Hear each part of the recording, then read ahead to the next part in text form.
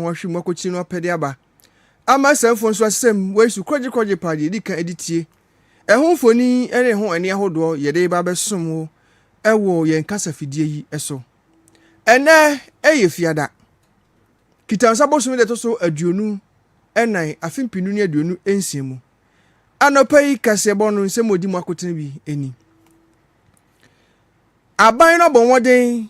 na wɔkyerɛ mu sɛ ɛne ɛsɛsi ade sika paa yɛn nsa ba bɛka efiri ɛyɛ customfoɔ hɔ titiriw no aboa paa ama nkuntuo betumi akɔso titiriw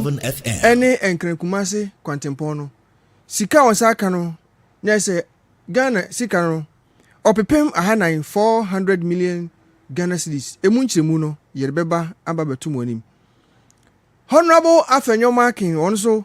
kokobɔ paa ɛna ɔde ama aban lawyer panyin ɛyɛ ɔpanyin Dominic Ayine ɛde bɛ kokobɔ ɛna ɔde ama no emu nkyerɛmu no yɛde ba bɛto mu anim yɛde ne bɛkyerɛm World Vision for wɔn mo akache wɔkyerɛ mu sɛ yadeɛ yɛ no ɛyɛ kodiawuo HIV yadeɛ no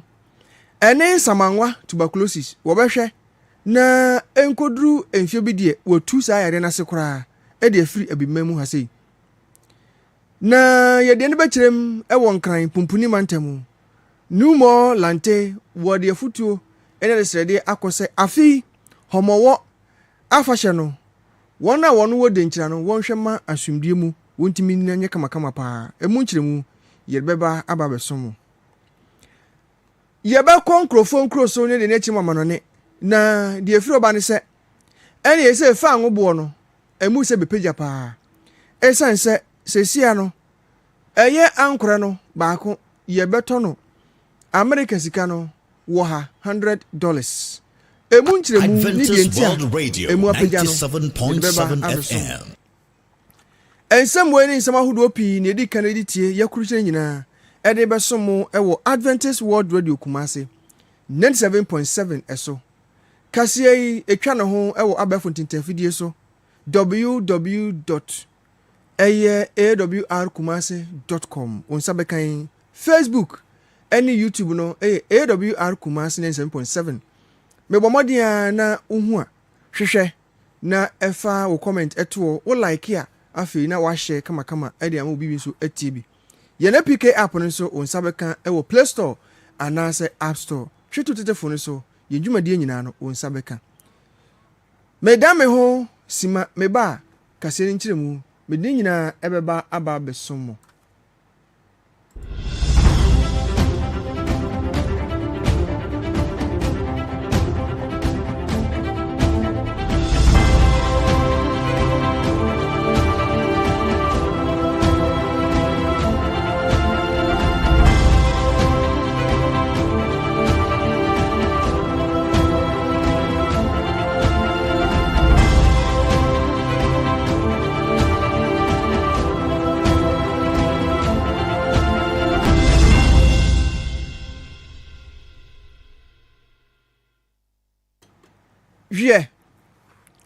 Yanyi Braina Kasian Inchemu Menfa and some Adventist World Radio 97.7 FM. Mesha Kasiano Asina Media Free Abino Asway.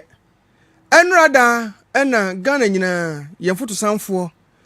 Okojina Emrashe Bedefie Dr. Keso Ato Forcing. Na Afin Wade Omai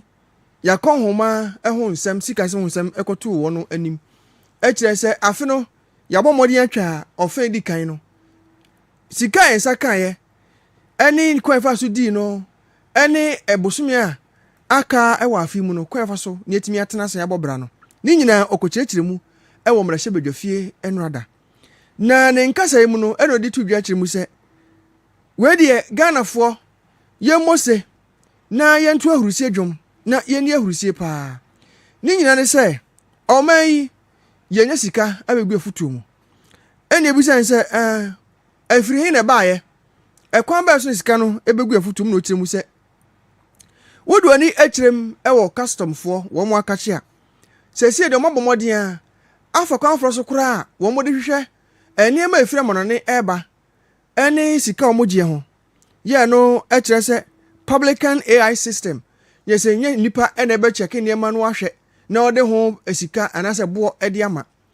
ene abafo kwan fo so no wahwe na afidie no atimi check bibia wie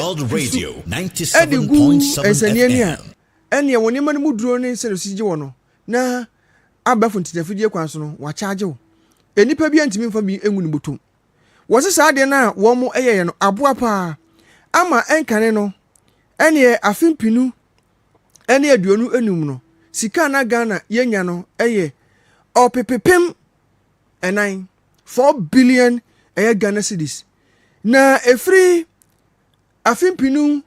ene aduonu enum eba besi afimpinu aduonu nsem ha no ebra mo hya ase ede saa ne man edi dwuma no ene Ghana sika no etimi apeja afri eye opepem enan no aba bepiem wo opepem enum achiripom yensa eba ebesi opepe enum achiripo enum a chese afa de sika pa ena aba begu Ghana yembotom na sa sika na aba nyese bia se bimpreduasa wo de be ne bia nsem fata na emom wo behwe na Ghana eye Kumasi ne nkran kwantempon no wo de sika no bi awuram na yesiesie kwan kama pa se ne be ya kontembrantem ebetimi akoso kama wabra honorable Dr. Kesel Atufo Senkasa no yebomode chibi edigwa so yentie ne nsema okan no ebi a warning to the Attorney General that the ravening clouds shall no longer be victorious. Before the deployment of the publican AI, many of these declarations would have been cleared without scrutiny, leading to substantially revenue losses. Mr. Speaker, the positive impact on customs revenue collection has been massive. Mr. Speaker, in March 2026 alone, publican increased the assessed collection by 73.44 million United States dollars, representing an uplift of 25.7%. Mr. Speaker, this was followed by additional assessed collection of 51.63 million in April 2026, 72.5 million in May, and 55.82 million in June, and 35.17 million for the first 17 days of July. Mr. Speaker, the impact is also reflecting in monthly customs revenue, which has increased from an average of approximately 4 billion Ghana cedis in 2025 to between 5.3 billion Ghana cedis and 5.5 billion Ghana cedis in 2026. So, Speaker, let me take this again.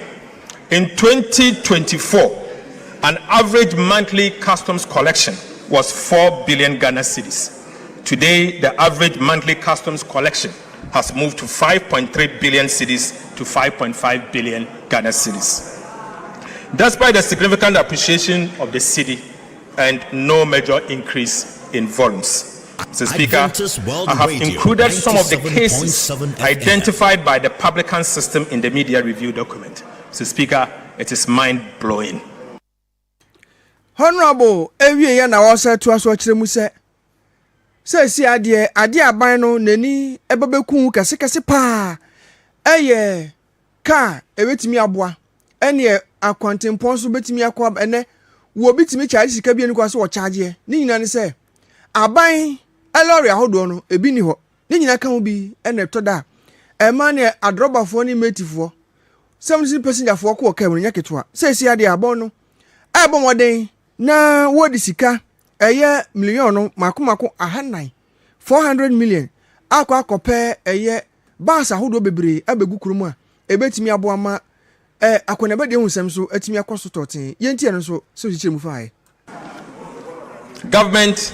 is committed to improving urban mobility and providing safe, reliable and affordable public transport for Ghanaians. To this end, government is reallocating 400 million Ghana cedis for the acquisition of high occupancy buses to strengthen the fleet of state-owned transport companies, including Metro Mass Transit and the State Transport Company. Mr. Speaker, this intervention will expand public transport capacity, particularly along high-demand urban and intercity routes, reducing long passenger queues during peak hours, and provide commuters with more reliable and efficient alternative to private vehicles. Mr. Speaker. Honorable Ewiano ena wo chechire mu se aban no de sika opepepe baako achiripo enso 1.7 billion ba bewuram na wo de kwakoto futuo bi mu a eno wo behwe na Kumasi ne nkran kwantempon no ya se atete apansam ama kwan ne wo kwa wutimi tira kwan so a be se donhwere be se aduonu ne achire na se wonkonkoduru ye aha na wagadugu kura nkwa kwakodu ni nyina no wo haso betimi ate so enti sika wuram eba besiesi kwan no ayi ne kama yentie ne so sane honorable Atofo sin editudwa. Honorable Speaker, I take you to the Accra Kumasi Expressway. Mr. Speaker, the Accra Kumasi Expressway remains the flagship under the Big Push program. It involves the construction of 176-kilometer, 6-lane bi-directional expressway linking Ghana's two largest commercial cities. When completed, Mr. Speaker, the expressway will reduce travel time between Accra and Kumasi to about 2 hours, improve road safety, ease congestion, lower transport costs, and feature modern interchanges, bridges, intelligent transport system, electronic tolling, emergency response facilities, and rest spots. Mr. Speaker, government has made substantial progress in the project preparation. As of 22nd July 2026, yesterday, the Ghana Armed Forces have cleared 122 kilometers, representing about 70% of the 120-meter wide right-of-way. Any ati Ghana photo soundfo Atofo sin ena wo cheche nsemu enrada wo mrahye bedwafie no na wo mrahye bedwafie ho na no dom kuma ba no dani ya ono de se na osi aso asi ndisi fo so pa no enye keto akora opani a ukopiem ewo efutu abato mpeso aso a wono a enesan mrahye bedwani edema wono Honorable Osei Alexander Kwamena afenyo makin ni din tententen wo de nsemo to dware kokobo ma aban ro ya panyi se emfa emrahye bedwafie na mefa Awr Kumasi 97.7 so ma aban ro ya panyi ente se sani odinani asi NPP fo so na wo twe omo abo so no eni omo nipa kasa kakra bia na wafre no koto afen so sebase wo mu nipa bi bibi na ye jelinu a ene ema no finhye besa duo no ene o se yo won de ekokobo no ode mo nyese bia bibi ntia won ka hunu se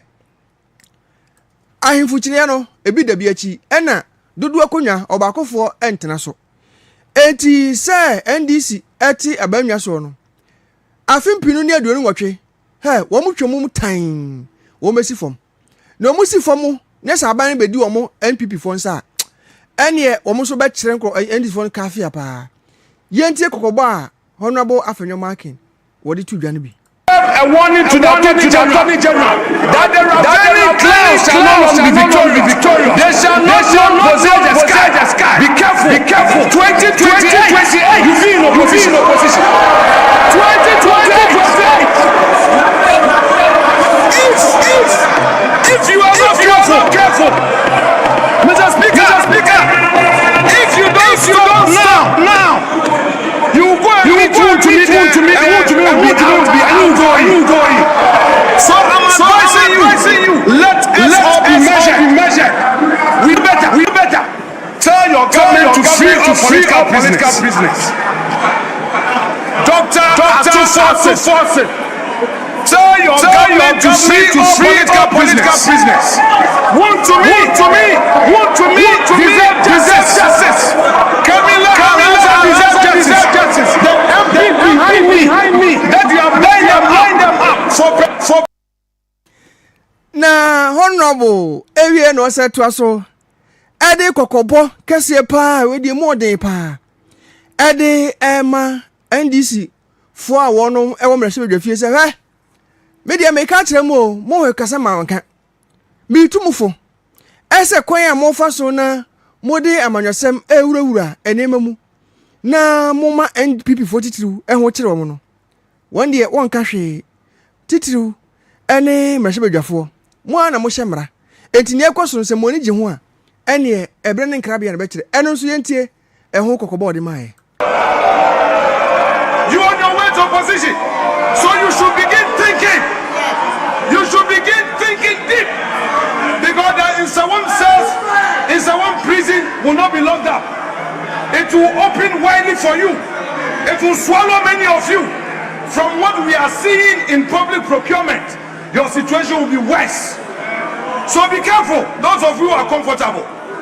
And finally, you claim you want a third term. Third term? Third term. You are not performing. You say third term.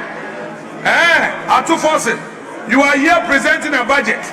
and beneath it is a third term agenda where you are going to spend money for people to be calling for third term. We are watching you with eagle eyes. Third term, focus on 24-hour economy. You promise one job. Honorable for your marking any abrepa o mrehye bedwafie ho na wanwie. Owie na seto aso akiremu se Camilla Ahasa ene chema wuntumi. Ene ebrofo kan se amanwesem ofiase ene domato. Eye political prison. Chese omo yamanwafo nti ene afo so do makoto ofiase no. Ene so sei na atoforcing. Ana se afenyo marking wodi tuja. What we are experiencing in this country is persecution. It's persecution. For the first time, we are seeing political imprisonment. To me, it's a political prisoner. Mr. Speaker, it's a political prisoner. Camilla Al-Hassa, a young mother of three, is also a political prisoner. Telling you how intolerant you are. And you are here telling us you are running an economy. You want this to be a one-sided parliament.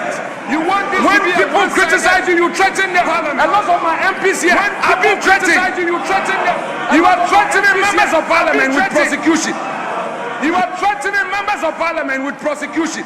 Honorable Afenyo Marking, ene sinenesi abre e wo mrehye bedwafie no adan de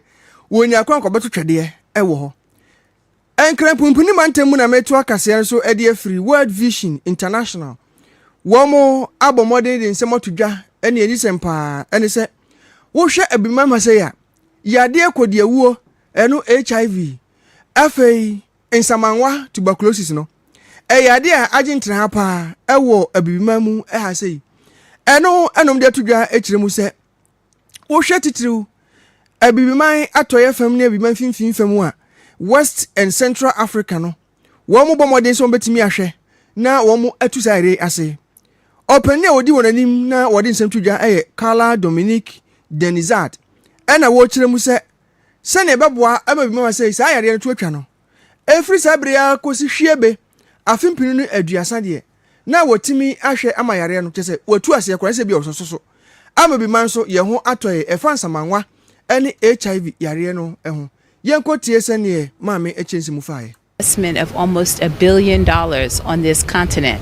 We have programs funded by many private as well as donors like the Global Fund, the U.S. government, WHO, where we are helping to cure those and provide treatment for those with HIV/AIDS, by tuberculosis, as well as malaria. Here in West Africa, we reached over 7 million people with health-related support and services. We have WASH programs that provide clean water as well as sanitation for over 2.2 million people in West Africa. We feel that water is related support and services and essential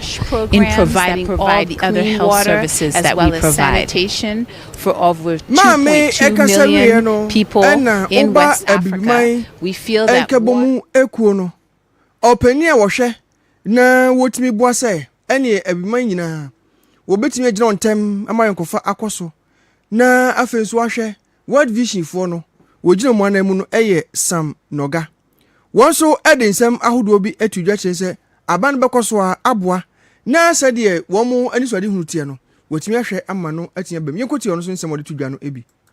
And definitely building the continent. And so the challenges they are challenged here is very true, but again we are also looking at how we can address those challenges. I mean, one of the things we are looking at World Vision is how we contribute in addressing those challenges. So that also means direct investment, working with communities, working with policymakers to ensure that we are not just making policies, but we are actually implementing those policies, including some of the interventions that we bring in through resource mobilization, through building capacities of community health workers, but also working with government to ensure that whatever we say in these meetings is actually implemented. Any a opening yandidin Sam Noga, who appear more African Union liaison at the Office of World Vision International, Wono and a year Penuquanchefo, Eda Wanano. No more lante ede futuo any other sredia. Emma Nanmatrankumia, Yaonom Ewo Denchira. What in some to judge him say, Afi homo afashano. Nia was repa and say, Adabra cabrebi amu di sa fashanoa, and yena ye de so area to one so. Senebe ombe basabasa, any de basa. Woman mamre also moyeno, woman to me and yenisa. And children they said, dear pa, and Emma Denchira phone in say. Was re afi homo afashano. Woman sumdue, any wodo, and any tintimine. And yes, I would do a fashion. I was saying, Kaunya for who didn't do a fashion. And you're now posting for a dinner also.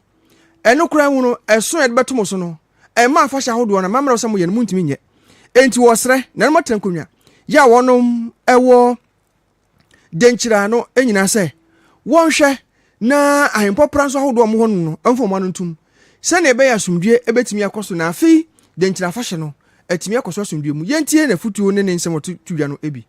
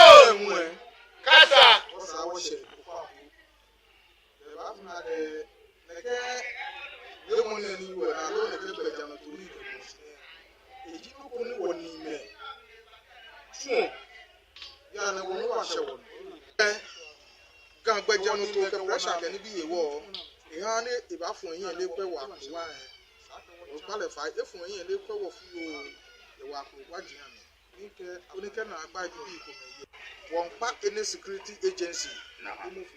me fair, me for your for bank and call my equal one palm of Fiam of fire. Me Fiam or your Puscane, Echo, Eshia, de Fiwa. Shaka, Yabalaka, Echo man. Enough fair to let be the Abaga and one. She na openi new more lante ekasawi no ena openi a eba enkunya ho ne kan se wo ye nkunya nyina ekwanfo panin ewo denkyira eye ni sente ya odi kan won so echechemu hia pa amamre ene afahye no ebeboa ama enkyiri matitiriw no atimi ehunu sene mo amamre esitie no won so ma nkyirimu ahodo bi yenkotie ni nkyirimu ni bi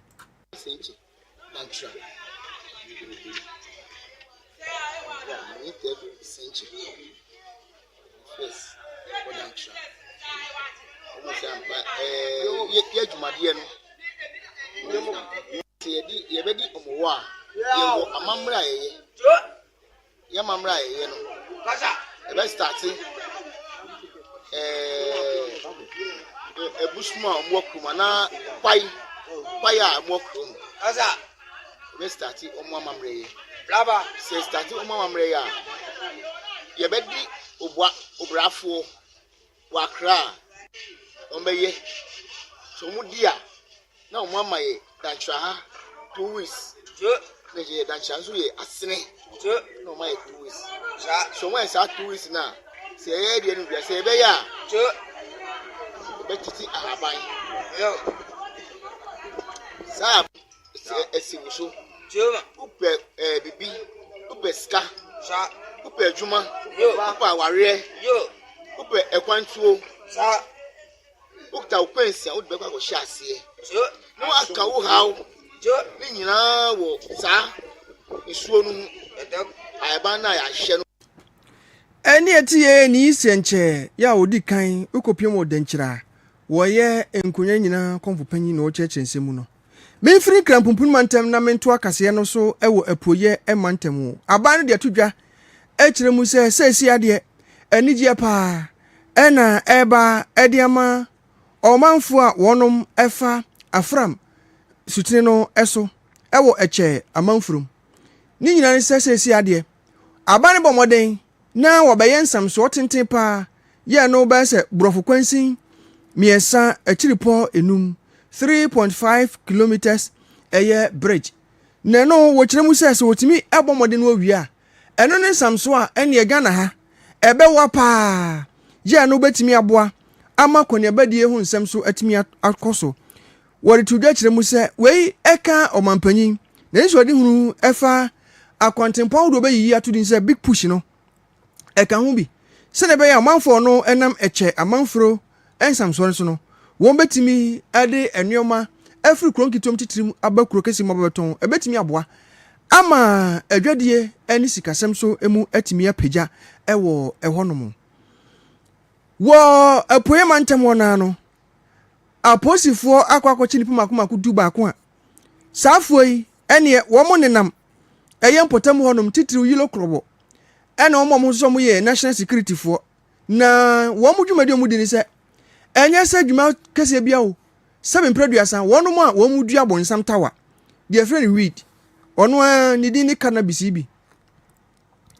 wo mo ba mo nkyɛn a na onwa beje mo hu sika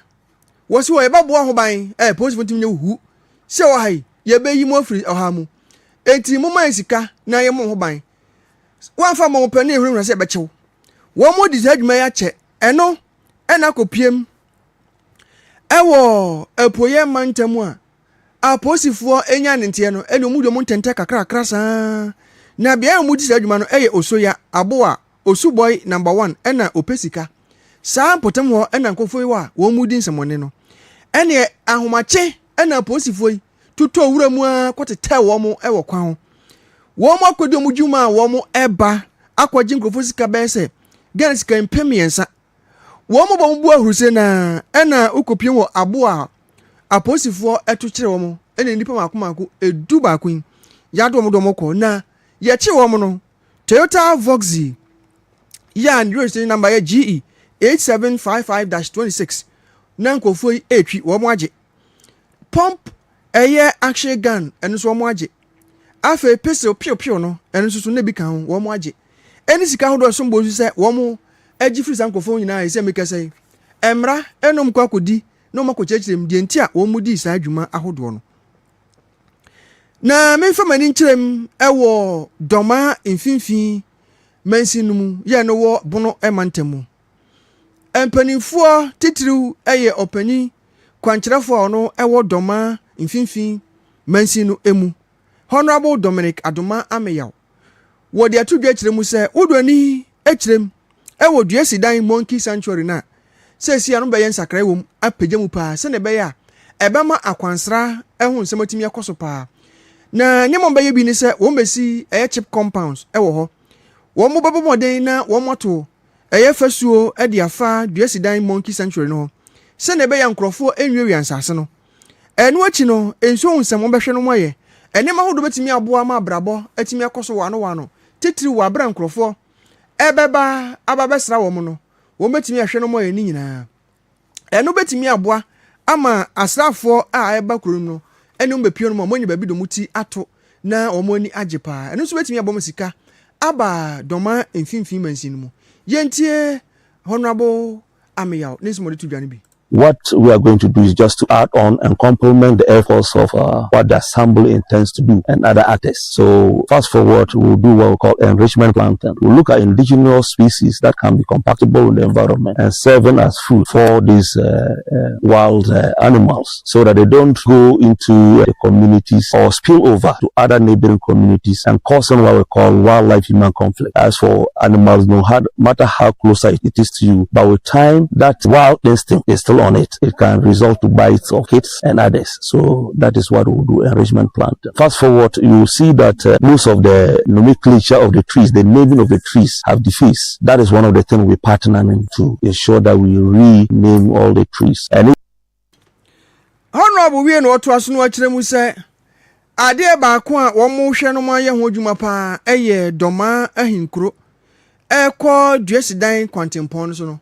enso be hwe no motimi asiesie ni kama pa se ne be ya ebetimi abo ama wono a wo mo eba doma mfimfim wono no o motimi aba ntentem no wano a enkofa ha bia enfama no se ne okire mu fae. Other thing that I believe that ought to be done also is the road. You know, there is a very shorter road to Atesikru than for us to have passed through the PSA to Gorokrom Junction before here. And so there is this plan that once we are adding value to the reserve, the road, if for anything at all, if it's not even being tied, if for anything at all, at least it should be motorable at all times, so that it will be easier for people to come and be spending a lot of time here. Honorable Ewiye ena ubepiem ewa santimantem ha bunu apoye ena afua wono ena ye regional manager wildlife division no Dr. Polycarp enso esese womo ebetai womo chipa amasa adwumadi natumi abaso ono so nse wokan bi ni. There is this vision of trying to expand it, as in adding the canopy walk, because now you realize that we have a lot of bigger trees from this side heading to the other side, and so you could have the canopy walk in addition to the monkeys. Then you also have a plan of building a guest house or a hotel, so that when visitors come, at least they will have a place to rest, and if they also benefit sleep, have a place to sleep. You also have a vision that you're going to build a restaurant. In fact, it's going to be basically a local restaurant where maybe few exotic food will be sold here, but the kind of food that will be sold here will be basically locally made food, because we have an intention that the visitors wouldn't only be Ghanaians, but at least if it is able to attract foreigners, they will have these local food to taste. As we speak, the area is not being fenced, and so these monkeys, they might travel far, and so we also have a plan that if we need it at all, we can use a wire mesh to fence the entire reserve, and also to prevent the town folks from building or expanding inside the reserve. As part Dr. Polycarp ena yetis wonu so kire ni nsemu no meye ede afa ho no ebrani ti yentu fa na yentu aso enkopiem okrofo enkuro so na yekọ Middle East ene obekaya entokọ a ekoso no akoso a Iranfo, Israelfo ena Americafo sene tokonsi koso no ade helper ena abrewiase nyina titru efa wo ho nsemu a na sese America say de abetodwa ekiremu se fa wo bo no emu se bepeja sene esito no ewo amanone adwaso no eye ankore ba ku bia ye beto fa wo no eye America sika no wo ha eno na mpanifo ekiremu se esanse bo na pejenti no betimi ama fa wo bo nso atimi akosoro pa na eye Brent crude no ukwe safa na nyina wo mo ene edomo yensusudua ede ama fa wo ebo se de bekosoro na befom no wo mo ede atudwa kiremu se anhwe yi a sane ntokwansi koso titiriw ewo Strait of Hormuz ene yetumu no ba bia na nka etimi de fa wo no ebi fa eye Houthi na wo mo ene Yemenfo na wo mo aka kire United Arab Emirates wo mo nim na so wo mo de wo mo fa wo fa obi ma di ba ye wo mo na eno no ene wo mo so wo mo de esi ani pa ama ho nso yatum entinka Strait of Hormuz yatumu no ba bia na nka betimi de bi afa no yes abia ihoi nanso ena ho nso so ntokwa asori ntino omo nso so atomu a ebema fa ngo no ene obenya bi atopa obechine enu nti ena ama sesi ano ene ankure no se ne sitono no emu apagya akwakoduru America sika no wo ha ye no nso so eya were ho sempa ekoso ewo ho na mbikowie kase no kura ewo India opani ba ko a wonya mfinhia aduonum enkro Nidi edi sonam wanchu. Openi ni bufu aban no. Na ni bufu aban no, de be no ye wote atua. Atua ote ya no kire se wose woni di wonnom. Sa na foma kumaku aduonu nsia 26 days. Papa akire kom sa sese aban no anhwe no anya de opa amfa ma no a ene obema komaku no. Ampani ampanuane ampa. Papa ikini yam koma sese am kese de wose wo de aba wiye. Ni nyina ne se eniema no wo hwese aban be ne be tenase na wo mo aye no. Aban afre no ene na di nkomo atwe nkomo ama du akiri ama fede wate ase se wo bema wono ne nsem no aban etie. Na ebisa se opanyi edi akura nti na wo kire yam kom na wo babeku ho edi ahya aban ene o kyerem se hwe se ewiase nyina no obi awo eho kwan se bi mpraduasa ade bi koso na ninye ho a wo beye ye kire na so ukopiem ewo India honom unim na kwa wo ye kire pe na ede hawo ba bebrew eno no o kyerem se bi basabasa ya hodo a eye te koso no wono he no happy too much na ninye ho ebio eba di sua ho nsem a ewo sesakraye ahodo pi etimi koso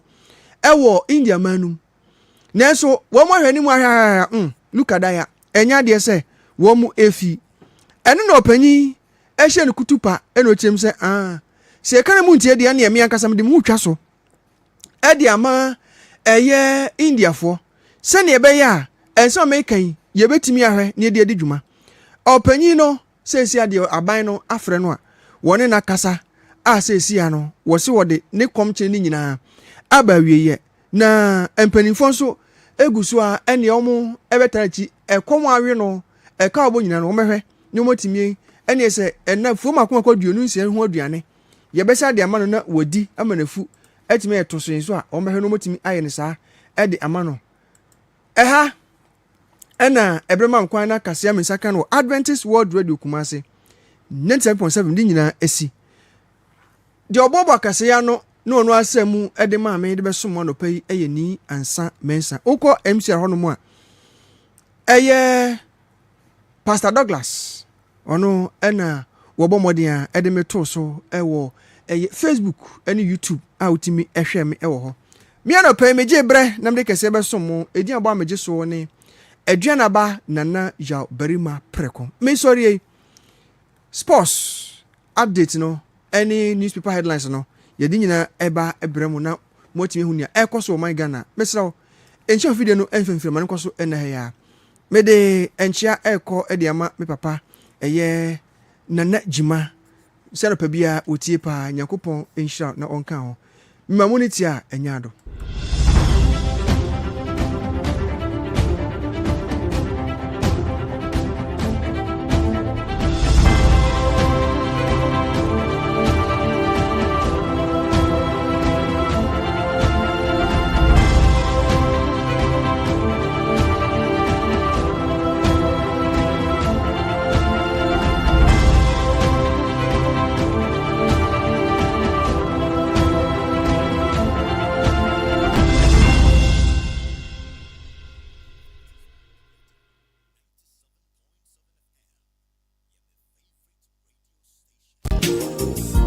na ede na aya obayi a oda forma so ne yafunu mu emunum ni oh Mr. Entry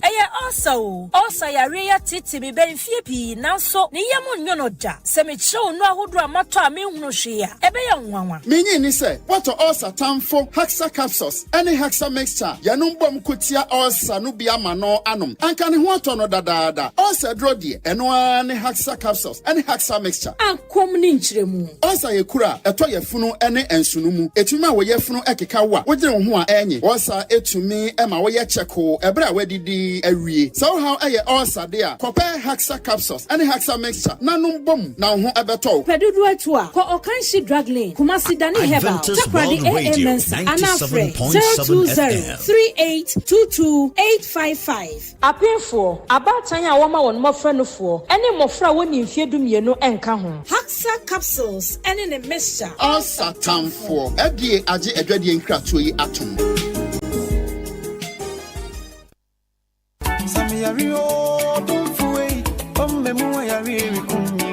awofo ye mahwe ani mu ya fa mofra pom de ho no afei na abeduro osuru nyankopon de atama me heba center abedum ye wasantimantam yare bi afa mofra ho no eto atwa abibiduro kan na ode sa yare wasoe ho yare bi tisa asram abofra ni tia kese de ne kontumi nyina so de wodi dem ama ne hwede no asesa abofra ontumi nkasa ne de ontumi nante nyina wodi ne duru atama me heba center na yare sa aba enya no nko a o abofra no ho yehye de obo brimbrim de na pompom home ne de ni mpomo amre abofra amama edi ninya nyame nam nafuna so betwe ne nyina apie wo mra onfa ne nhyensum afei oba opa wo de no fuye no ya de na fu ekese de awo achi wonya haw atama ame heba center wo putuoja ofuru ka che driver say ubesi wo education usi pe busasofo bai ni asore no ana SDA ni no atama ame a oya bibiduro obia be kiro atama ame heba center ye adwuma firi kosiada kopim fiada mpo de ne yere mu odin no wodi ne ba menda obehwe no frɛ atama ame heba center for wo 0242108315 and 0245114899.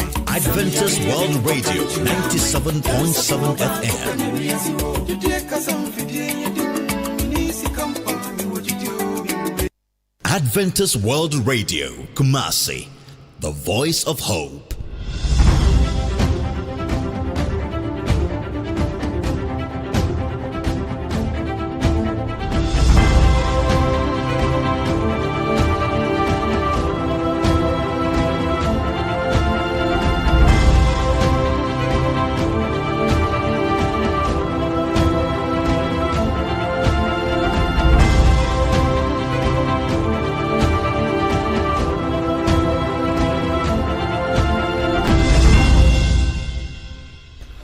Etiefo yedamwase efiada anope so ebre aso se me ni ansa mene kwabna entwi boys yakon ye fa bre na ko wakrata mu na aposo ne na aposo no yede eba besum wododo no a ena aba abonten a yede ehu ensem ebesum wo na hyene so se haksa mixture ne capsules atama me heba clinic ena afei Enidaso eye and dental care services for madama and no pay. Yadiku wakrata mu nsem no na aposo ene na aposo eba abedan wo. Said ye breno kwa na eko na yebewie ntem na gokensi hu nsem ato aso nti. Ene na yedi daily gist ena ehyasie. The daily gist ediaba en wo chirim se Ghana. Yakwo mabosika a fotosanfo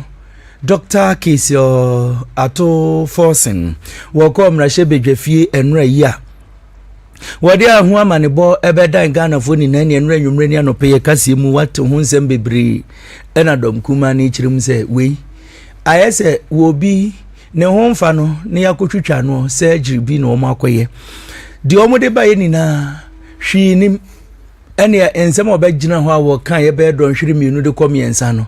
and a match I do about nothing. Wabejran wabekasa nanum na keka no ena wotiti na dom kuma no wamobano deni Osei Alexander atokwa mena afenyoma ken en watutu bie e dia mane ne kurum ni ato forcing ato to ato en wo kire mu se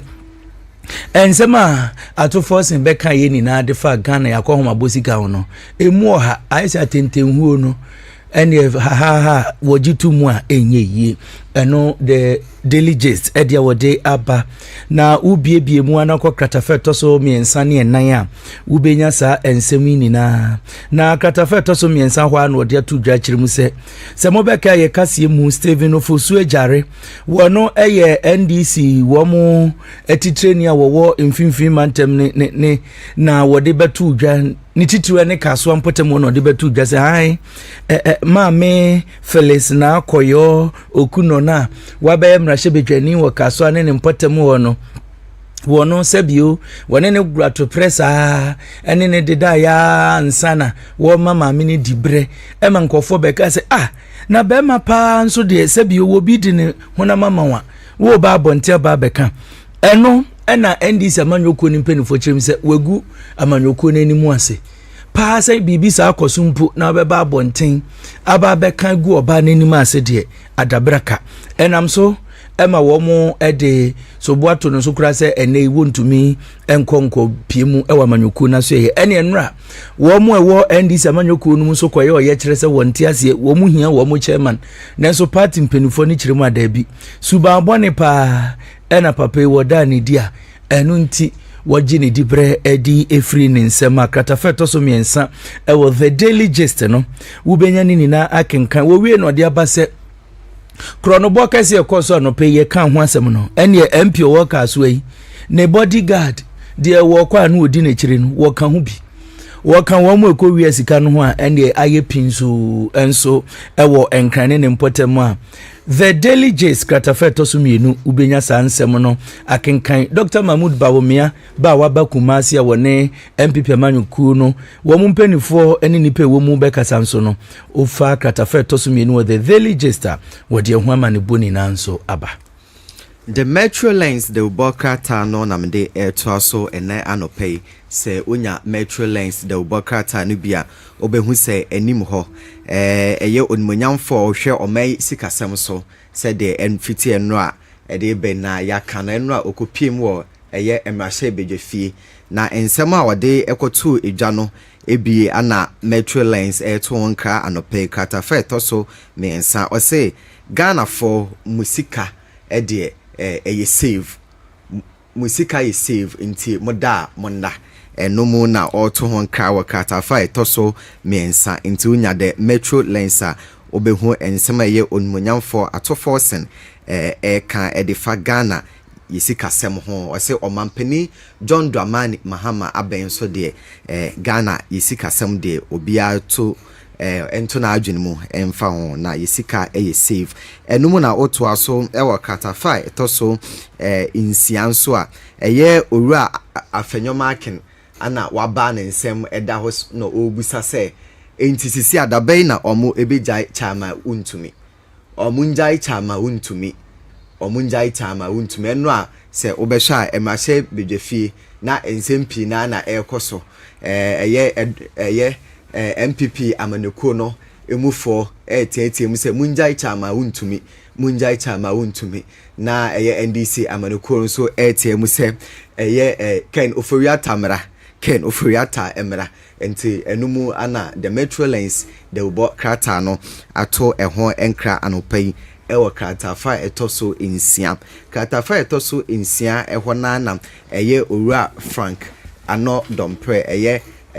onmonyamfo a owo ensawam adoagye ana wato ehon kra se wodi animu ema cancer yawe se yentu ase ewo ebibrem ema yimu nti eno nso na wato ehon kra wakata fa etoso insia nti se wunya the metro lines the ubo krata no nso a obenya sansem we ni na bi akenkan ewo Daily Guide ko wakrata no ena every na Daily Guide na no pay wadi aban wo kyerem se Ghana yesika yede ebo ye ho bra ya ko mabosika no ene Ghana ye foto samfo ni monyamfo Dr. Case Atoforce na de to dwa se we enye de ye hye da kofa ebi di bekeka ho a se de be ya nkofo be fa kyira kwa ko yisika no akotwa wo manu mu spedede enye sa bia we de kroje se de be ya ban wo betumi enye sika dodo no a ede ababegu ne futuo mu na boa ama wo mu eye abadwuma wo benya bi adie wo mu nso a eya nkrankra dwuma nso wo man ni mu be fofofo no wo bia ho adwo no na sika eba o man mu no obi enya bi adie ntino enya de a wo mu de niam bi keka ho na wo afimpinu ne aduonu ensia yi mu no ene wo mu hwe sika twitwiri die pa ena ebeba ababegu wo mu akachia ye hwe animu se de fotosamfo de to dwei ebeye adwuma na sika aba o man mu eno kratafa toso miensa ewo Daily Guide wubenya ko wakrata ibia wubenya nsem no na wakenkan na wodi aba wasi Henan Abdul Wahab ene Pfizer Sedu Wuni ene buffer stock mpenifo ya eno anwumre ye kase ye de betu manim se Ghana ko base ye bo ye bread gu ho emo nduane ahodo a woto bisie na daachi bi ahokyereba ye yibia ne wo kyera yesika no opepie di osun wotwe 78 million Ghana cedis ye kan se ya befi sika twetwepo abi ene fa ne nsase ne wode akọ eya asemdibia wo mo akọ abasa na wo kyeremu se de anwumre enura ye de to ye money mo ye kase mu no chem sa han asɛmdi bia na hye sɛ attorney general wɔnhwɛ na entansan ahodo ni na a wɔn de bɔ owura hinan ne ne yere no wɔn tete so esan sɛ bi wɔ hɔ a wɔn gyitum sɛ wɔte so a ɛyɛ kratafa to so ensia ɛwɔ daily guide no wobenya bi akenkan ɛna afi wɔde atoa ɛkyerem sɛ dɔm kuma no wɔn ɛkyerɛ mu a ensɛm a yɛbɛka de fa Ghana yakɔhoma bosika ho nyinaa no ɛyɛ ntro no kraba kukura enima Alexander Afenyoma Kenna wɔde saa ensɛmi atudwa daily guide ko wakrata no ne fɛtɔ so ensia ubenya nsɛmi we ni na bi na wakinkan The Chronicle the ubo krata no na mede to aso ene anopai se onya bia obehu se enim ha eye owura kwadwo opon kroma oda ho a wabie ne nsɛm na ne nsɛm a ɔka nyinaa ne sɛ ɛyɛ enro a nsɛm a owura atofo sen eba mmahye bedwafie ebekae no enyina so ba ko a na ɔhwɛ animu yɛ sɛ ɔman yi kwan a yɛbɛfa so enye sika ɛde abɔ ɔman yi ho bra enso nsɛm a ɔbaaye ebekae nyinaa kyerɛ sɛ ɔmo ahyɛda abetwa ntro akyerɛ ɔman yi fi sɛ ɔma baaban mu da ɔmo nim sɛ ɔman no enduru afe na wɔ sɛ ɔman no nya 2 billion a ɔbaaye no ɔbɛka sɛ enduru sɛ afe no na ɔman no wɔ sɛ ɔman no nya 1.5 enti saa no sɛ duru afe no na ɔman no timi nya boro 1.5 no kuduru 1.6 1.7 na ɔma baabo nti abɛka sɛ ai ɔmo de ɔma timi abɔ adwuma etimi agege etuo yi paama yɛde bɔ ɔman no ɛho ɛbra enti nsɛm a ɔbaa ya ɔbɛka e nyinaa no ɔhyɛda ɛtwe ɔman no isikasɛm anaasɛ ɔman no mfa so a yɛbenya no afe no ɔhyɛda ɛtwe kɔfam enti ɔbɛhwɛ a ɔmogyitum a enye yi na yɛn tronko ana ɛyɛ onimonyamfo ɔhwɛ ɔman yi sikasɛm so ɛde ɛbɛto edwa enti ɛno sɛ onya Chronicle obetimi enya sansem yibi nso akenkan na aseɛ hɔ kratafa etoso miensa enso na owura atoforsen enso ɛda hɔ na nsɛm a ɔka na ne sɛ ɛyɛ ɛkwan a yeyi efre enkran ɛde aba ɛyɛ asante mantem no sika bɛyɛ sɛ 1.7 billion US for esika ɛda hɔ nom hyehyehye a ɔmo eyi ato sɛ ɔmo fanyi kwan no ententam esokora no nti enche saa ekwan no yebehu na ebeboa ma ɔman so empuntuo akoso kratafa etoso miensa ana ɔto ɛho enkra daily analyst ana mede etoaso na daily analyst anopai wodi aba ene wo kyere mu sɛ ene wo afimpinu ne aduonu nsia Ghana afina chemu mienu yakoma bosika ho nsɛm a ɔsoafo wo hwe sikasɛm so ɛwɔ man mu atoforsen ɛbɛka ye no ɛne atoforsen sɛ yɛnka nkyere dɔm kuma ne sɛ deɛ wɔ mu ken na yɛhrodohuru adansɛm esan sɛ Ghana economy no wo bia wo wani no wo waso no wote wo man mu ehunu sɛ economy na egyina ne naso ente sɛ bre bia bɛsen a ade ɛbɛkyi bia ne yɛto fangu mu na ne yɛto nkane akam yɛto nsuo kam na dollar no kwa na ɛkɔ soro acha busum bia dollar no ɛkɔ soro no ɔsɛ yenye binie wei ɛyɛ de mu da ho fan wankwankofa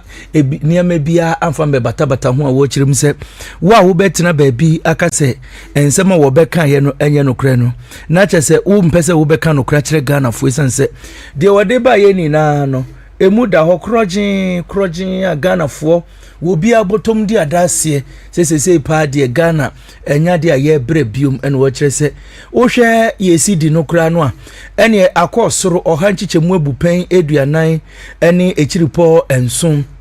40.7% a wo afi impinu ne aduonu enum no ene Ghana yesika no wotumi kyere dollar no edi ne gyina hɔ ene wapapa na so nkura a wo kyere sɛ ampa yesika no ekodu 10 ne 11 cedis hɔ no aka enti sɛ nkane bia na akwakodu 19 cedis a na dollar no kwa ena ekɔ no wo kyerem sɛ we dey di pefe emobi ehunu sɛ wo no ato forcing wo buy no wo force ato forcing is forcing eno nso ɛyɛ daily analyst ko wakrata no wo benya no akenka wo wie ye no ode aba no wo chirim se sese Ghana ene yesika yenya no ɛyɛ per income per capita income no ene akosoro papa ente se kane no a na ende ya na wobia esuna nkofo botoma kofom no wachirim se sansam ni na krata fe toso miensa ene enan no wunya bi kenka obehu se ende adwadifo wo mo ho adwo mo abandwumayefo wo mo sere ankorankora adwumayefo wo mo bo se ena wo chirim se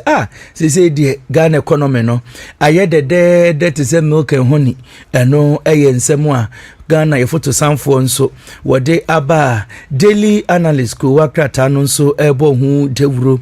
na wo kyeremu se DVL fo wo mo hwe ekwan na yetumi man krata se wo hyan ne betumi afa kwan so ene drobani wo so wo krata kyerese wutumi ekura hyan no wo mo akwa bie asye foforo ewo dome aye no ewo nkra wo kyeremu se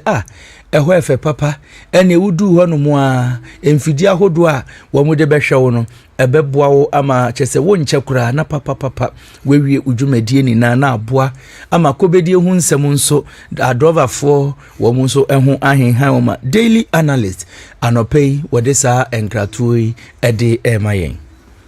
daily updates anamede etwato ene anopei de ama yetiefo na se onya bi nso a anopei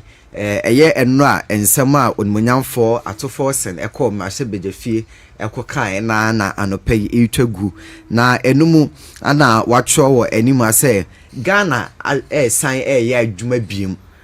Ghana san eye adwuma biem wo enno a ensem a okọ mahye bedefie de ekoto mahye bedefie enim fa Ghana yesikasem ehono onya krata fa etoso enumu a obetimi enya bi nso akenkan daily update ato ehonka na eso hwa ana ochemu se eye adoma fashions eno a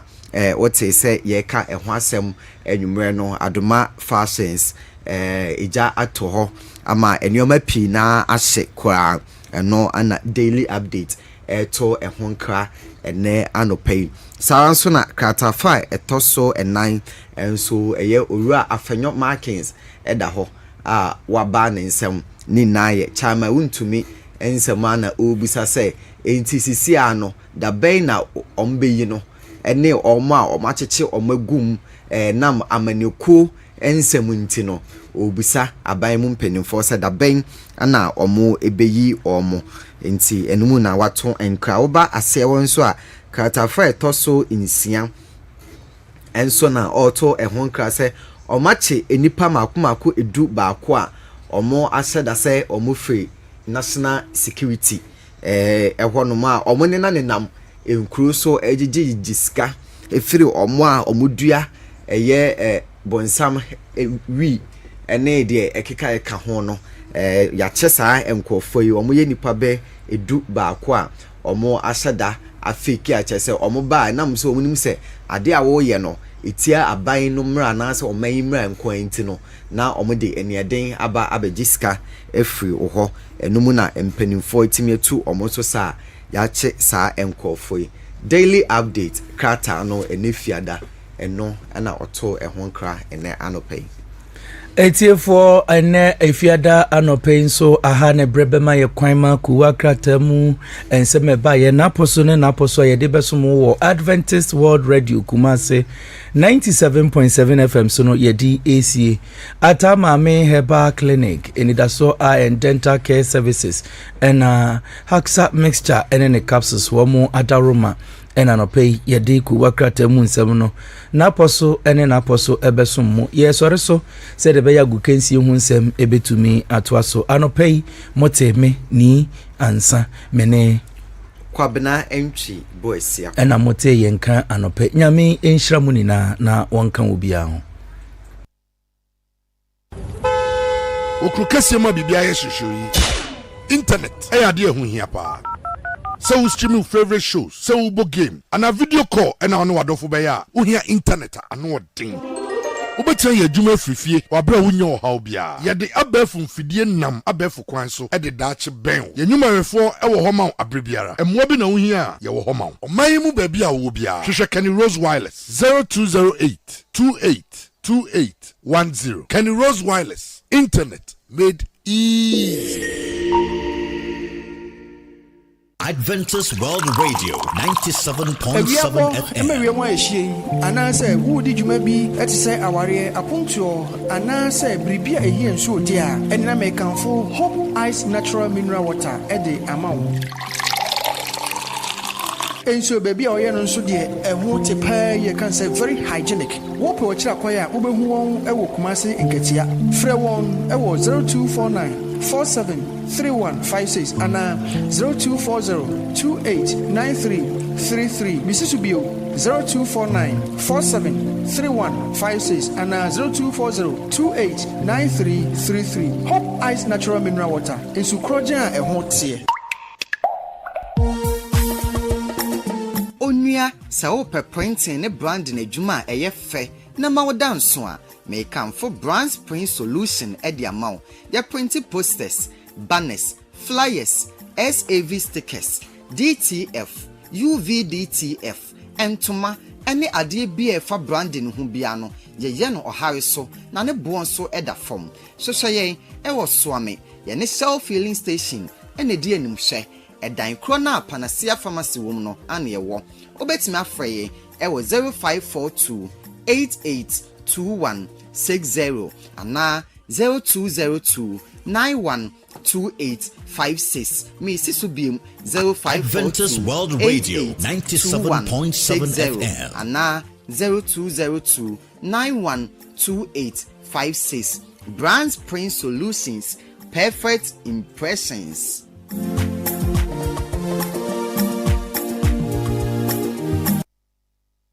Adventist World Radio 97.7 FM. Yeah, my favorite radio station.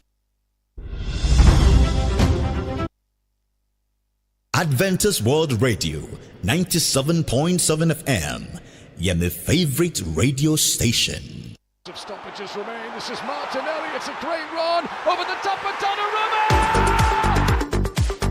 Messi. Messi.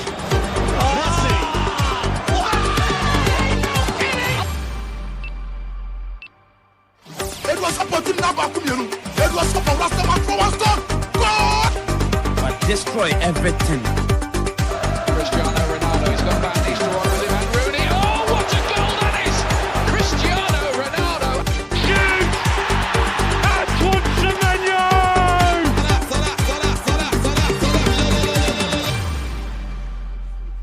Right, that's right. I'm Akwaba and from Adventist World Radio 97.7 Kumasi.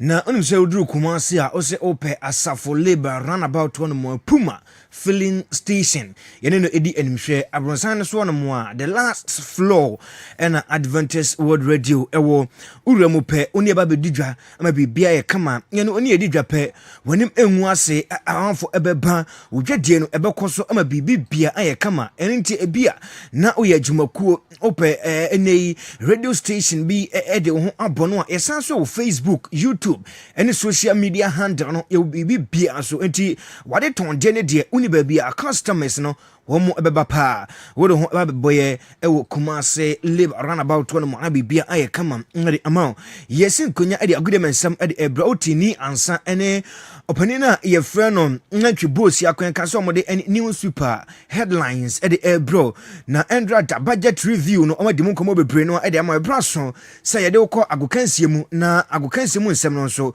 wohunu de no ekro ye be hye nsem na say de free afisem nim wonim say enano da opani ye freno Kofi Adam say sports and nutritional minister opanino akodi nkomo ade fa common health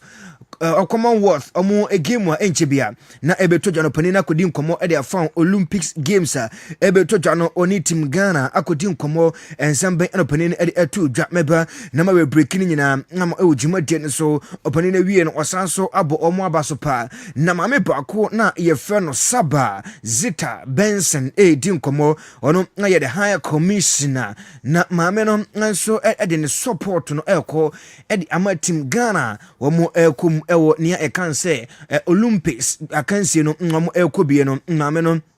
Edimon komo medeni nyina ebebro ewo jumade no so GF mpanifo adim komo na uko GF akachepe omode ene fixtures no womo aba etimban ene timban na Asia meba na mabebrekini nyina ede ama ewo jumade no so mene wakasa nso Europe transfer news no egusu a ekoso na opani na ye fan Kim Lance akodim komo enano da ne mapa wanu eko wini ye over Malawi na sa game mgoko wini ye no onim sa update bebre no eba mede ebro ewo jumade no so enye no nko a mesan so room ewo transfer nim na yedi nkomo kakra ewo afisem ne mo players awdo a omo free transfer players awdo a omo join na former goalkeeper Awr Kumasi fantabulous asante ko eboboko no ene ono enso team afriwa all join team for meba na me de update ni latest one nyina abema ewo jumade no so opani na efene Thomas Taipati enso update no ekutami a enya asem keto akra no akiri no jebekọ amonone na yedi amonone nkomo no ade ama na onim se amonone nkomo nim no owura mu pe opani na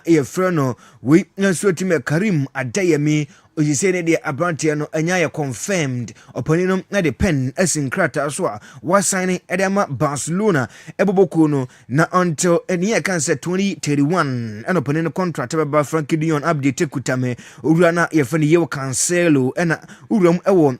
Liverpool a womo ene di Paris Saint-Germain abrantie ba ko eho Arsenal womo formation bebrenu a ekutame a enya asem ketwa na onim se abrante ba konso ya Dawi Nunes ni latest update no ekutame sanso na mene wakasa Guinness Book of Record womo edi update aba Gavi ene opani na efren Louise we enso tumi ye Fabian Louise edin komo na omo latest update na onsa ebeka Lewandowski atrase amansem trefo ebusa na question ensamban na Robert Lewandowski edi etudwa IFFHS edin komo na onim se IFFHS no womo ene adwuma ko ba ko meba na me dem latest news na womo ede ba na meba na mabebrekini nyina na ma adwuma de ne so ma so on de no ekron sem ne doso pa ne mo quick one yentwe homre na yemfa yen latest updates a yensa eka no yemfa nyina emesomo adwuma de ne so meba sisi Stoppages remain. This is Martinelli. It's a great run over the top of Donnarumma.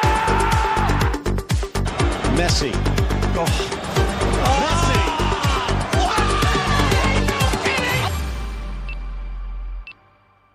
It was up until now, it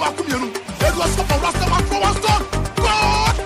But destroy everything. Cristiano Ronaldo. He's gone back. He's drawn with him and Rooney. Oh, what a goal that is! Cristiano Ronaldo. Shoot! Antoine Semenyo!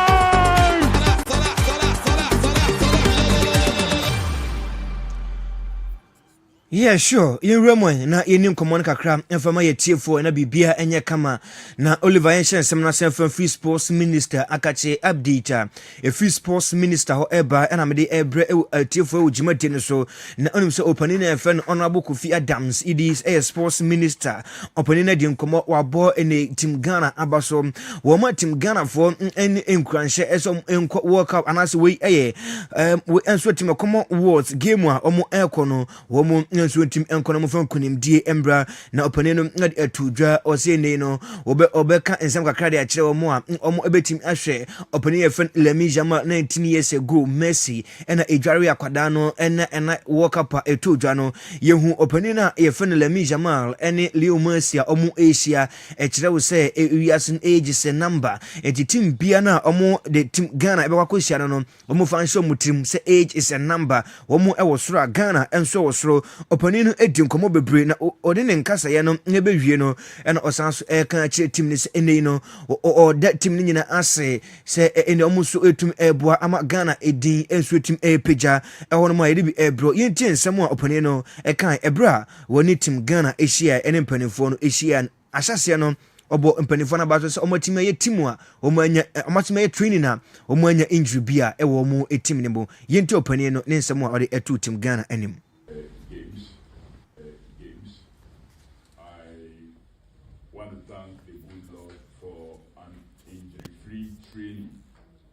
so far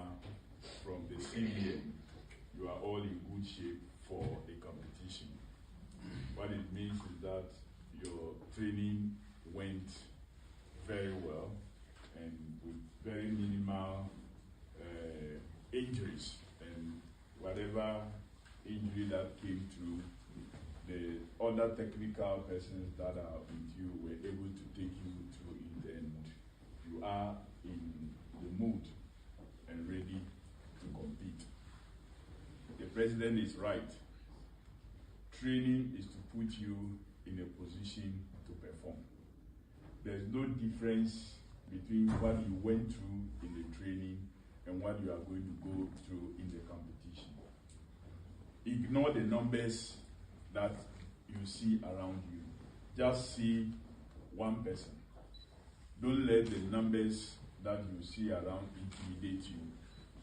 Don't let the size of anybody before you intimidate you. We just returned from the World Cup. And Lamy, who was a young kid that could not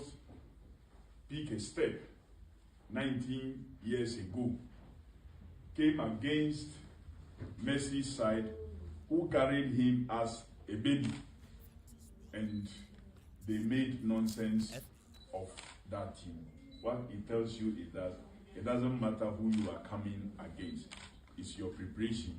that will be the difference between you and any other person. Eno eyo pania eye freno Kofi Adams idi enedi nsemi etudwa abra oshia team Ghana omo prepare edeko komo what a game no opani no edin komo na oto aso edin komo nyese obesere team no anaso obesere Ghana team Ghana say omo eko tournament no team biom kwakoshia ne bia no omo fansho mu team so omo aye Ghana na Ghana yem population ni nyina eta omo achi omo nsuro team bia na omo ekwakoshia no ewo tournament omo eko no ase beboa ama omo enkunimdie aba yenti opane no on ne congratulations I said ne eja or the eje and team Ghana ahead of tournament omo ekono. Let me thank the leadership that in all this situation we agreed and worked as a team, and that is what we are able to do when we work as a team. The ministry, the select committee, and the leadership of the GOC and the Commonwealth Games Association and your federation leadership. We are able to do what otherwise even money, even if it is present, beyond what we had, could not do. You went through all Adventist World Radio 97.7 FM. That has been talked about all happened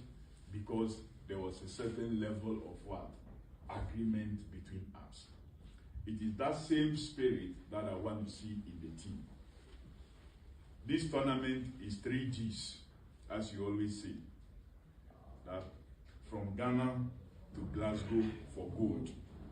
So it's 3 Gs. We are not taking anything less than the 3 Gs. Ghana, Glasgow, gold.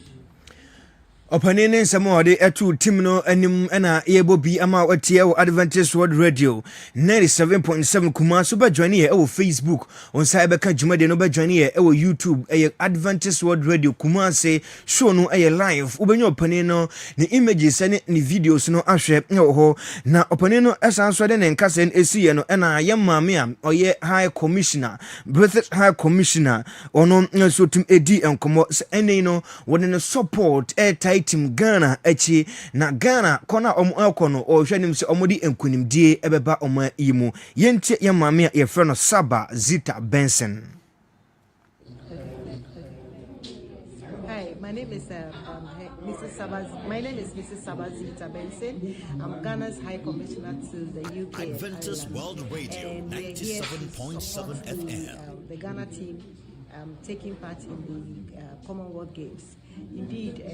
Ghana's name is high on the map all over the world, and so it's very important that we give this team all the support that they need. We can all attest the fact that other sports are also giving much support from government. So the Olympics or the Olympians who are taking part in this game is very important to us as a government, and that's why we've come all the way to Glasgow to support them from London. We want to let them understand that 33 million people in Ghana are looking up to them. Their win is our win. and they would put the name of Ghana on the map if they do perform very well. So it's very important that we encourage them and let them know that the country is behind them. The president supports them and is with them in spirit. That is why we are here to support this team today. Eno maame a ye fe no Saba na ote se ono ye di nkomo na oka che team ni se ene president no eta omo achipa enti kwana omo ekro no emomu nso again obaga na hanu ye population eye over 33 million na sa population ni nyina eta ene de team Ghana achi enti kwana omo akọ no de omo fa bibia nto omo achi na omo enkokonko den ema oman no na omo fa nkunimdie emra no aye nsam a ye maame ede tudwa ye bobi ede ama obema me GF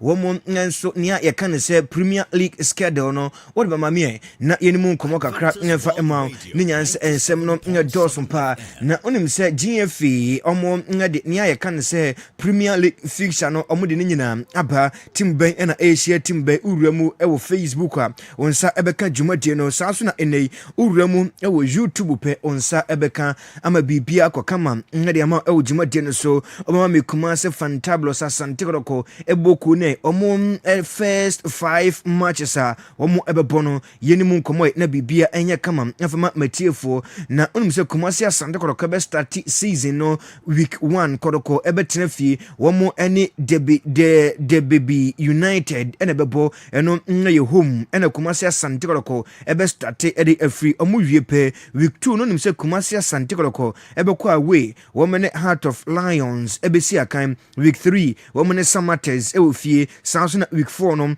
Adriana Stars boku no ena Kumasi fantabulous asante kodoko ene omo ebe shia Karela United week 5 no enso away Kumasi asante kodoko ene won ebe shia uremu pe obesanso anya Heart of Folk omo first 5 matches Heart of Folk ebebo ewo Premier League ni mo omo start wo away omo week 1 omo ene Brekum Chelsea ena ebebo na week 2 no omo ne Go Stars ebe shia kan ewo efie week 3 nsa Heart of Folk ebesanso akwa away omo ne Bechem United week 4 Heart of Folk ebebo ofie omo ne Karela United na week 5 no omo sanso atena fie ene Dreams FC ede abo eni ewo honomo na oko Mediama akachia update free obenie Mediama first 5 matches omo ebebo ewo Premier League nim no week 1 omo betena fie ni Dreams FC ede abo eni week 2 omo ne Pok City ebebo ewo away week 3 omo betena fie nomne Vision FC ede abo eni week 4 no omo ne Holy Stars ena ebebo ewo away na week 5 no omo ne The Baby United ede abo eni ewo efi eno aye Mediama omo fixtures ena mede ebro na ojumade no so o me emaba wa no akache na yeni nkomo endrada maba wa no ye de omo friendly games akansi ni nyina eba na wieye na onim se latest update eba ense omo game a omo ne Malawi eboye emaba wa no ekofa enkunimdi omo ekowiniye 4-0 over Malawi eno eye good news ye de ebro na onim se baba wa na ye friend Buaduwa Doris enya go ni be nia e kan se akwada no enya hat-trick edema omana Efreno Ghana ansana abawa Efreno Sharon Samson ebe finish no abe mekino 4 edema omanya Efreno Ghana yede bi ebro ewujimade no so na onim sasa game no coach opani Efreno Kemlands edi nkomo medebe bro ewujimade no so yenko transfer nim na yeni nkomo kakra enfam brewe na oko transfer nim pe update efrimu eba ene se Ice Gold omo awie omo anya sign former Kumasi asante ko Future Stars omo goalkeeper na Efreno Fatau Ishai Kwanasa Fatau Seidu omanya assign akwadan a 2-year contract and akwadan assign edema Ice Gold no nim Ice Gold no omo eba bebo Premier League no ebi enti nyame adumu a yebehu Ice Gold ewo Premier League no mo omo anya assign goalkeeper Efreno Fatau Seidu a me confirm amount no jumade no so o sanso rom ewo Mediama pe Mediama anya assign center back akwadan Efreno Abdul Rahman ya omo assign no on 3-year contract na Mediama anya assign abrante na yede ni update no ema ewujimade no so urom enso timono mo a Ghana yen defender obesi akan edema omaino ye friend Derek Lucasen na unim said Derek Lucasen no update amen se kan edifri na kachi ene se oba join Red Star Belgrade na akotoa ni jumade no so eho mo medibi ebro na unim se akwada no ofri Pat Force eno no etum elko Red Star Belgrade grader a good mover ya de bro no juma den so na me no ka say Danlad Ibrahim a goalkeeper na say opani no na oye na juma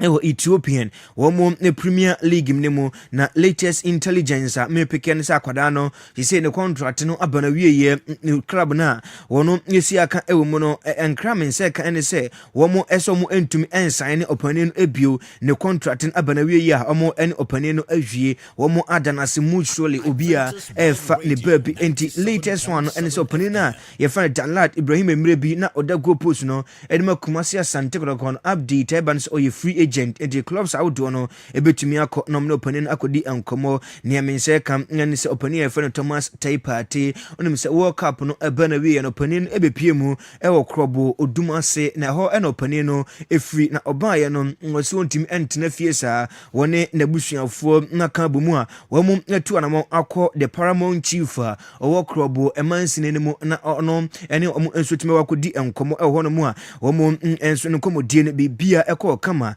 ede ema abranten o hwanim nse enema opani no wishi ne nyina no ebetumi go through ede amano Afenajan Felix Afenajan aye ene international Ghana international na akwada no kamie se so for America krani opani no enya akwan emesi akan enfama ye national team no na latest news eba ene so opani no obenya afri Italy womo club na ya na so mo club na ye fe no Cremonese obefri hono mo na wa join Tunisia club baako na hono na bibia akokama ade ama opani no na onim se latest news eba no se akwada no ohwanim saying maybe a future na say in some days to come no yebenya akwada na efre no Felix Afenajan amana be share Ghana yen Blaster JC no o be ye adwuma ade ma the Blasters yede bibro e odwuma de no so na onim se edoso pa yem mame Kim Lance na memfa efisem no ense Kim Lance di nkomo na osi emfa ntudwa say ne mabawa no na bounce back pa ewom previously games na mo ebo ni nyina no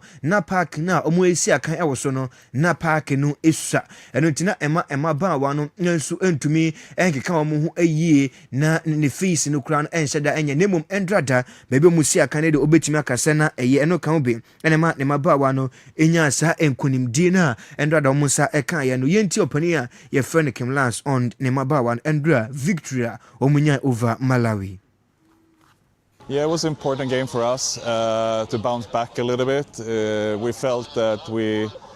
didn't perform in the best way against Tanzania, but in the same way we played in a very, very small pitch in that game, which I think actually helped Tanzania a little bit more. Today we were back in a normal stadium and normal size pitch, so the space was more open for us to play a better football, and I think we did. We are good in the defense again, another clean sheets. I don't know for how many you have in a row now, but many for sure. And then to score 4 goals forward, so 4 goals forward, so I'm happy with that, of course.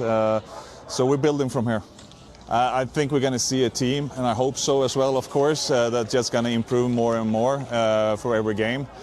Many players have been a little bit off season, but step by step, the most of the players is getting better and better. We can see that in a technical aspect, many did their best game today. So hopefully we will be even better prepared in the next week and then for grow into the tournament.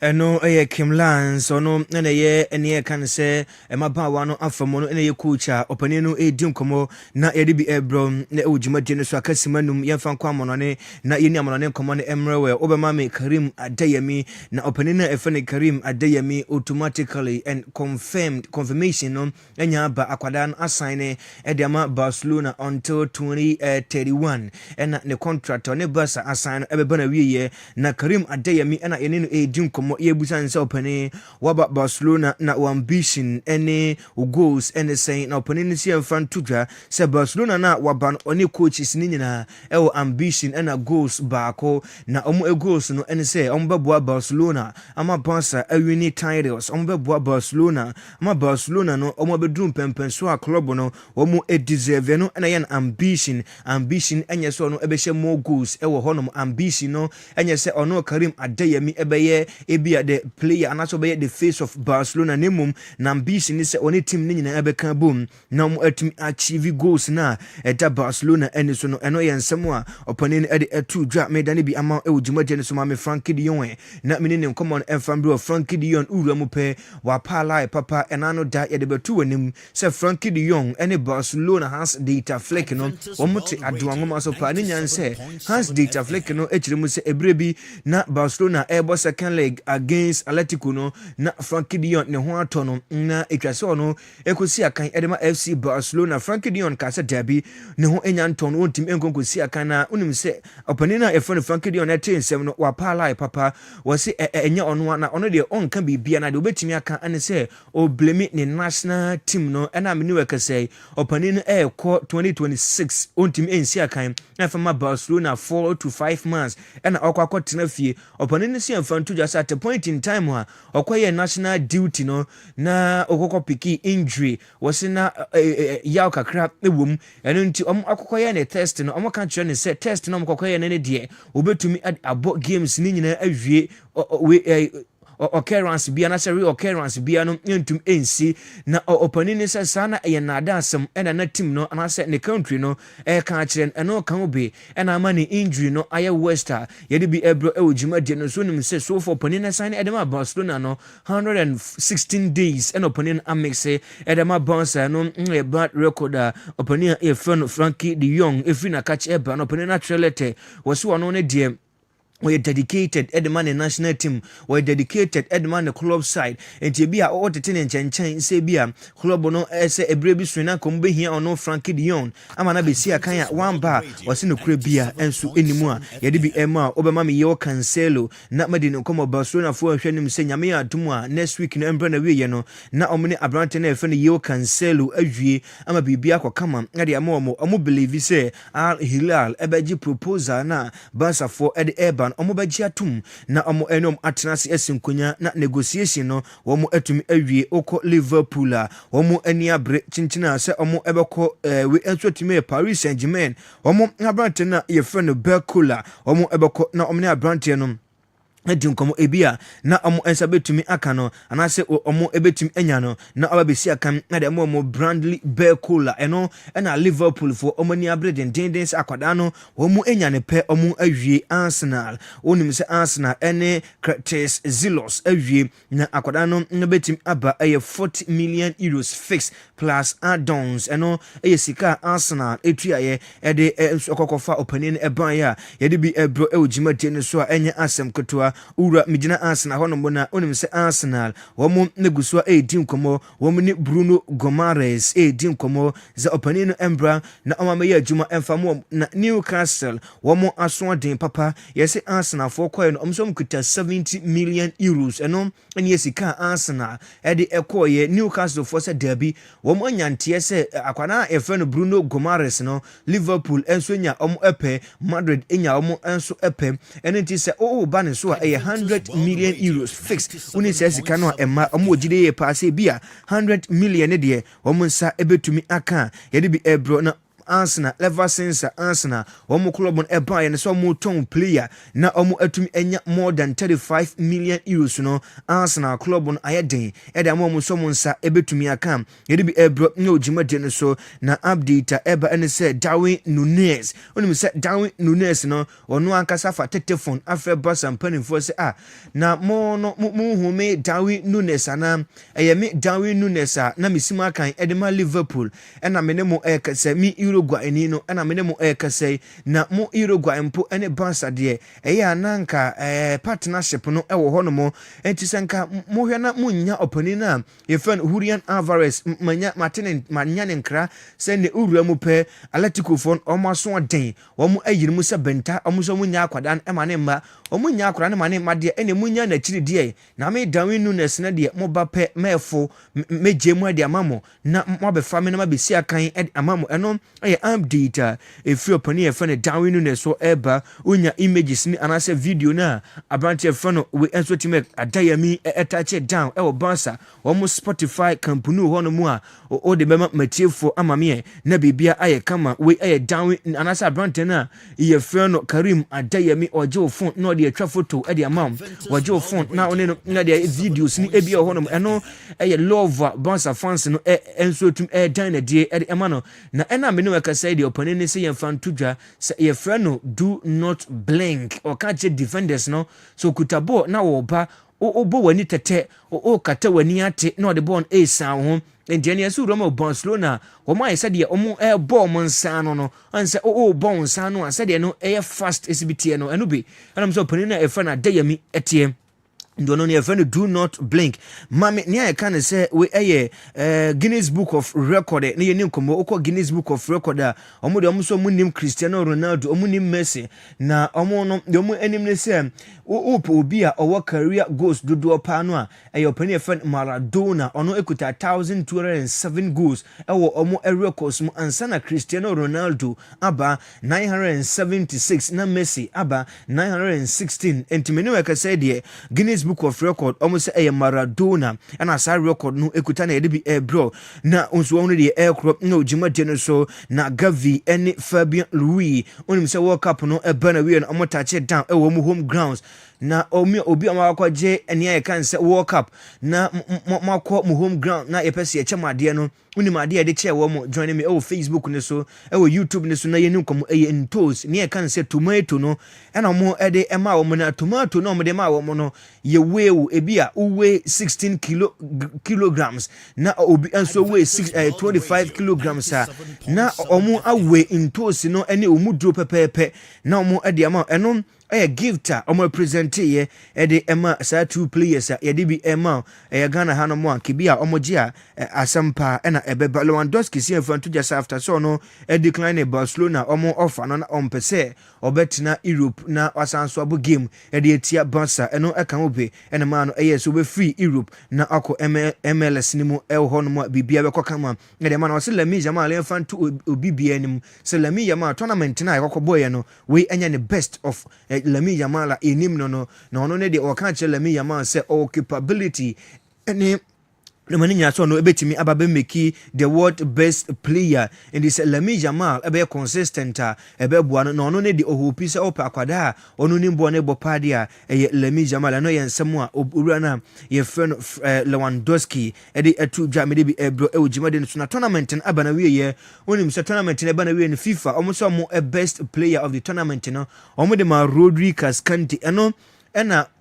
bobo ko ba ko a ye frɛ wo mo anase adwuma ko ba ko a ye frɛ mo IFFHS ne kan say International Federation of Football History and Statistics wo mo atena se no omo de wo mo se ne FIFA ka no omo anyintum omo gitum a moa wo mo ne nyanse obi a wadi emfie no aduasa enkron 39 or say 8 goals or provide 4 assists edi bio na mo pese we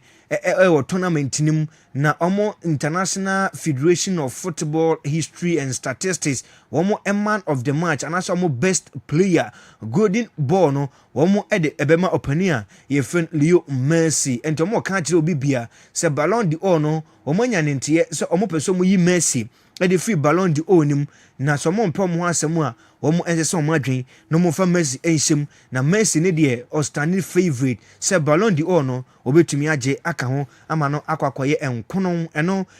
International Federation of Football History and Statistics IFFHS omo nsemu a omo etu dwa ena no pai mede homeso na yetwe ho enwumpa no ato aso ama well yemfansie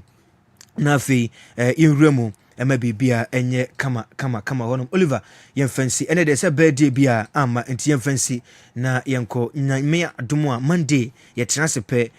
latest update bia akamu bia no yede bebre yetie for good morning Ghana, good morning Asante, good morning Kumasi medin e de rich nyame adomo Monday yensanso nhia na yemfa latest ni nyina emedomo aha Adventist World Radio Kumasi 97.7 Macau Shiame Monday.